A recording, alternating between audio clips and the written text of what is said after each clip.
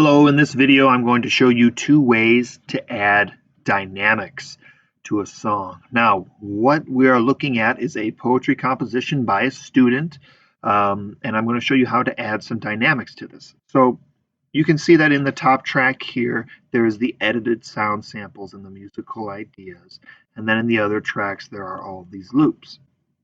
Now you can see the form of this composition is sort of three sections. You have the first section that starts here at measure 1 and ends at measure 5, this first part here. And then you have the second section that starts here in measure 6 and goes through measure 9. And then the third section is measure 10 through measure 16. Now you can see that the first section, measure 1 to 5, measure 1 to 5, is the same as the last section, measure 10 to 16. And then there's this difference in the middle, this different section right here where all these loops stop and this loop starts playing down here. Okay, so what I'm going to do is I'm going to add some dynamics to make this contrast a little bit more obvious. The first thing I'm going to do is I'm going to add dynamics to this loop right here. And I'm going to have this loop start soft and grow louder, louder, louder, louder, louder until the change in sections happens. Okay, the way that I'm going to do that is by clicking this automation button right here. Okay, and then you're going to click add automation. And I'm going to add volume.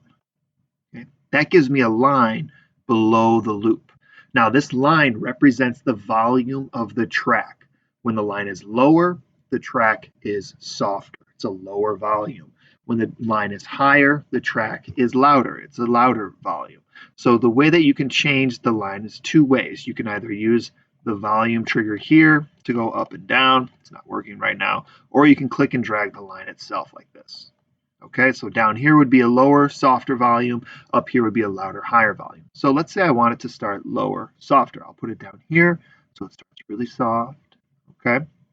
And now if I want it to change over time, what I'm going to do is double click so that you can see that the volume gradually changes over time until it reaches that point right there. Now if I want to add another dot in here, I can add another dot and make it a little bit more fine-tuned of a change. So it's a gradual change at the beginning and then a more dramatic change at the end. And then I'm going to do the same thing over here with my second, when this idea comes back. I'm going to start it soft, and I'm going to gradually grow it louder there. Okay, so that's one way to add a change in dynamics. The second way to add a change in dynamics is by simply looking at the loops. And I'm going to do it as an example. I'm going to show you on this loop here in the second section. We're going to fade in the loop and fade out the loop. The way that you do that is hover over the loop itself. And you can see in the top right corner here, the top right corner and the top left corner, there are these little tiny white dots.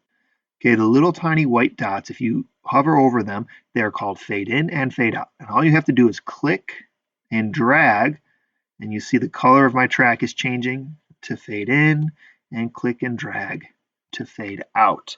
Let's listen to what that sounds like.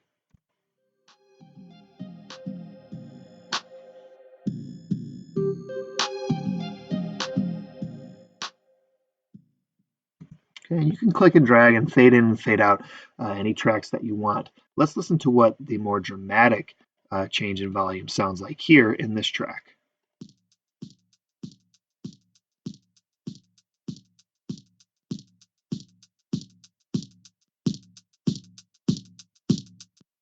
Yeah, so it's a lot more subtle when you're using that automation trigger down here. Okay, and that's how you add dynamics and volume changes in Soundtrap.